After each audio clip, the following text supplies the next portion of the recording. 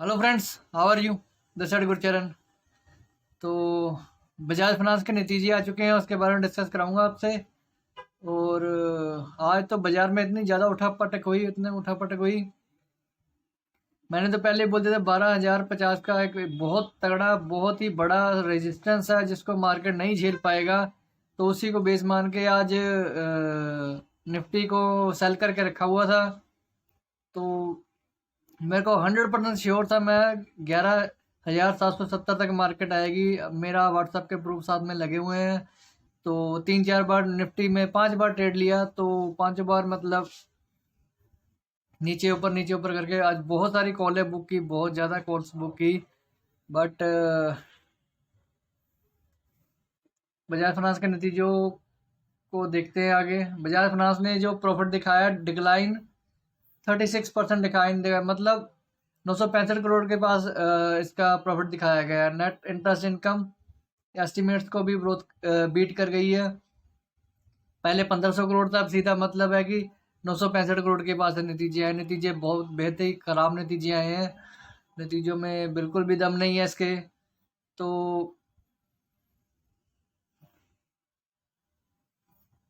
Consolidated net profit भी, provisioning नतीजे इस तरह से खराब हुए हैं कि इन्होंने प्रोविजन ज़्यादा रख दी है। जितना बिजनेस इसने दिसंबर 2019 में किया था उतना ही सेम बिजनेस किया, उतना ही प्रॉफिट दिखाना चाहिए। बट इस क्वार्टर में इन्होंने सिर्फ और सिर्फ प्रोविजनिंग ज़्यादा कर दी है, जिसकी वजह से प्रॉफिट ये गिरा है। और 36% तक नीचे दिखाया गया है। Consolidated net interest income increase 4% से, वो बड़ी है। बेटर देन एस्टिमेट्स पोल 3711 करोड़ की पोलिंग थी, तो नेट इंटरेस्ट इनकम की 4165 के पास आई है। तो ये आपको मैं नतीजे दिखा देता हूँ, आप सिंपल देख सकते हो। स्टैंड अलोन है ये, 5697 करोड़ थी फिगर, अभी ये 5700 करोड़ है, थोड़ी सी बड़ी है ये वहाँ पे फिगर। और नीचे आप देखोगे सारा सेम एज इट इज ही चल रहा है। प्रोविजन है कंटिजेंसी देखो, यहाँ पे 581 करोड़ थी, यहाँ सीधा इन्होंने 600 करोड़ से 1600 करोड़, मतलब था 1000 करोड़ बढ़ा दिए इन्होंने। तो 1000 करोड़ बढ़ाने का मतलब यही हुआ कि मेरा प्रॉफिट कहीं ना कहीं डाउन होगा। नीचे आप प्रॉफिट की तरफ देखते हैं, प्रॉफिट देखो वही 1000 करोड़, यहाँ पे मैं अगर जोड़ देता, आप सिंपली आप समझ सकते हो कि 1876 करोड़ होना था प्रॉफिट, जो कि 1376 से 500 करोड़ प्लस होना था। ठीक है, बट प्रोविजनिंग इन्होंने 1000 करोड़ का करने के बाद सारा का सारा ये प्रॉफिट मर गया इसका। प्रोविजनिंग इसीलिए रखती है कंपनी, आने वाले टाइम में अगर लॉस होता तो उसी में से कवर करेंगी। तो एक बार मैं आपको लोगों को बोल देता हूँ कि नतीजे जिस हिसाब से भी आए हैं, सिंपल मैं कल के लिए बोलूँगा, आपने who are wants to buy the share buy only above 3275। मैं बोल देता हूँ 3275 से ऊपर ही बाय करना, तब ये आपको टारगेट देगा। सीधा 3350 का टारगेट देगा और 3400 का टारगेट देगा ये आपको। 3400 के पास आते ही इसको दोबारा सेल करना है, इसको दोबारा सेल करना, मैं पहले बोल रहा हूँ। 3400 जिसने फ्रेश बाय करना हो, सिंपल 3400 से ऊपर बाय करे,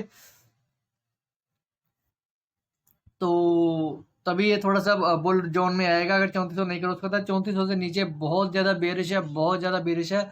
मेरा टारगेट इसका 2700 का टारगेट है, पोजिशनल टारगेट ये 2700 और 2600 भी आएगा ये।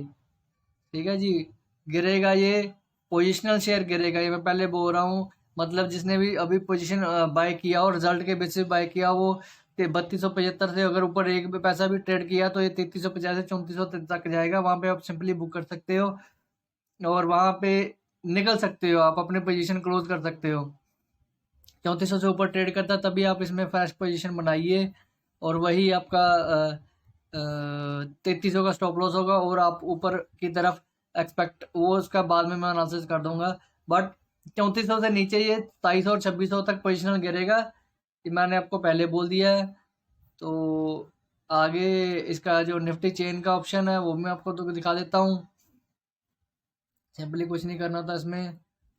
यहाँ पे आप देखो 3400 के स्ट्राइक पर सबसे ज़्यादा कॉन्टैक्ट पड़े हुए हैं, 6,61,000 के कॉन्टैक्ट पड़े हैं। और किसी ऑप्शन चेन के डाटा में यहाँ पे 6 लाख, तो अभी मैंने आपको बोला है कि 3400 अगर 3275 से ऊपर 327 से ऊपर ट्रेड करेगा तभी आपने बाय करना है। तो 3350 और 3400 तक के ये कॉन्ट्रैक्ट मैच्योर करेगा, वहाँ पे आगे एक बार आप निकल सकते हो नीचे। और देखो 5.5 लाख के कॉन्ट्रैक्ट 3500 के स्ट्राइक के ऊपर पड़े हैं, वही अगर 3400 से ऊपर ट्रेड करेगा फिर ये 3500 तक का टारगेट देगा।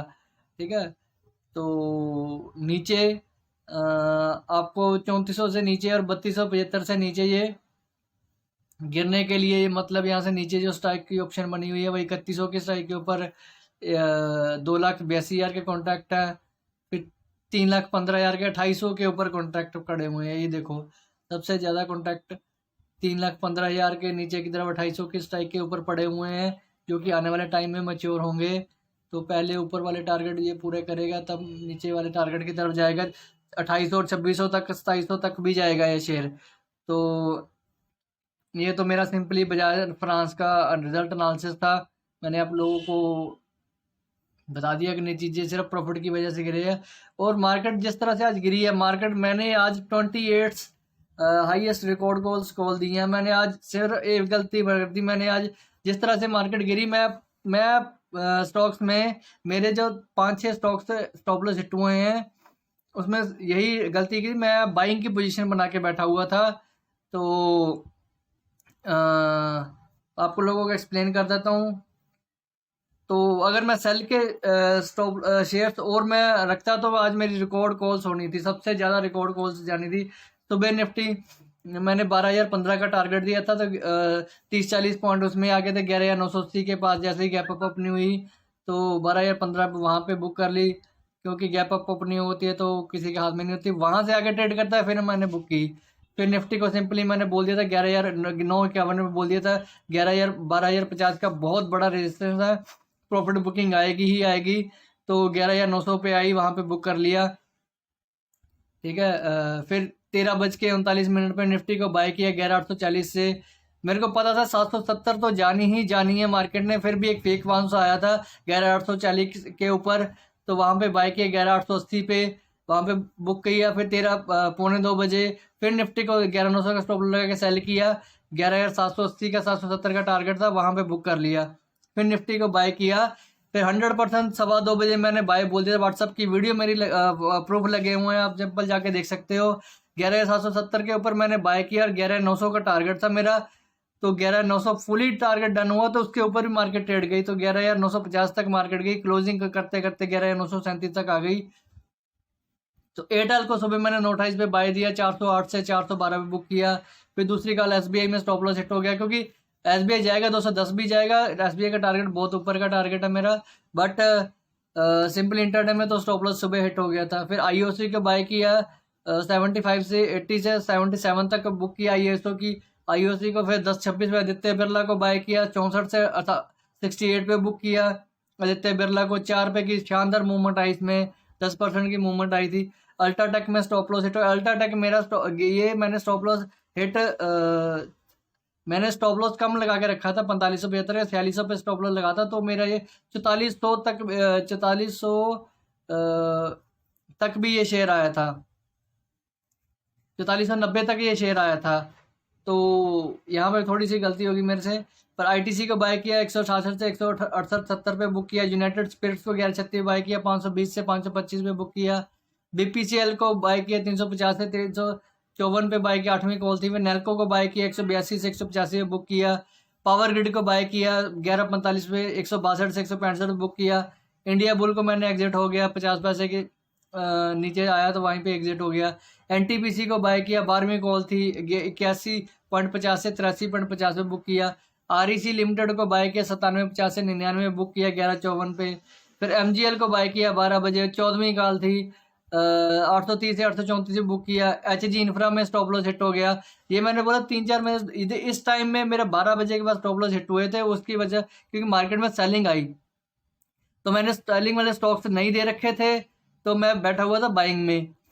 तो थोड़े 2-3 यहाँ पे स्टॉक्स मेरे हिट हो गए, वरना उसी टाइम मैं सेलिंग में घूम जाता तो आज 28 कॉलें दी थी, उससे भी ज़्यादा कॉल्स हो जानी थी मेरी। क्लैरियन केमिकल को बाय किया 308 से 312 बुक किया 12 बजे। फिर मिश्रा दत्त में स्टॉप लॉस हिट हुआ, ये दो मेरा स्टॉप लॉस हिट हो गए यहाँ पे 182 से 179 पर। ये ये स्टॉक्स ऊपर जाने थे इसने, बट वो मार्केट एकदम नीचे गिर गई। न्यू डे एश्योरेंस को स्टॉप लॉस हिट हुआ 104 से 103 का स्टॉप लॉस हिट हुआ।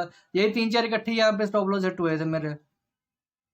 फिर काइस्टील को सेल किया 1840 से 1830 पे बुक किया। पिडिलाइट को सेल किया 1523 से 1507 पे बुक किया।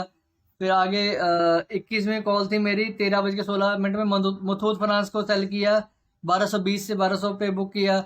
यूकैल को फिर देखो एकदम बाइंग आएंगी तो वहां पे जब मेरे स्टॉप लॉस थे तो यहाँ पे सारे के सारे बाइंग वाले स्टॉक मैंने बुक कर लिए। 22वीं कॉल दी थी यूकैल फ्यूल को 115 से 116 में बुक किया। एयरटेल को बाय किया 420 का टारगेट था, वो फुली डन हुआ मेरा 412 से। बीपीसीएल को बाय किया 346 से 350 में बुक किया। आईजीएल को बाय दिया 378 से 381 में बुक किया। फिर ओएनजीसी को बाय किया 67 68 में बुक किया। एसबीआई को बाय किया 204 से 2 से 204 पे बुक किया। फिर एनटीपीसी को बाय किया 81 80 से 82 50 पे। 28 कॉल दी जिसमें 6 स्टॉप लॉस थे। 22 कॉल्स बुक की मैंने जिस टाइम मार्केट गिरी 12,000 के बाद। मेरे आप चेक कर सकते हो मेरे स्टॉक्स, सेलिंग के स्टॉक्स मैंने बहुत ज़्यादा कम रखे हुए थे। वहाँ पे मैं सेलिंग के स्टॉक्स दे देता तो आज तो कम से कम 35 कॉलें हो जानी थी मेरी। तो इंटरडे कॉल्स के लिए जिसने मेरे साथ ज्वाइन करना हो पोजिशनल कॉल के लिए इजीली मेरे से व्हाट्सअप करके मेरे को कॉल कर सकता है। मार्केट में सिर्फ और सिर्फ स्टॉप लॉस और पेशेंस काम करता है। आप लोगों को ये चीज़ समझनी चाहिए, पैसा अपने आप बनता है मार्केट में। तो वीडियो आपको अच्छी लगी है तो शेयर करो, लाइक करो। बजाज फाइनेंस के नतीजे मैंने आपसे शेयर कर दिए। थैंक्स।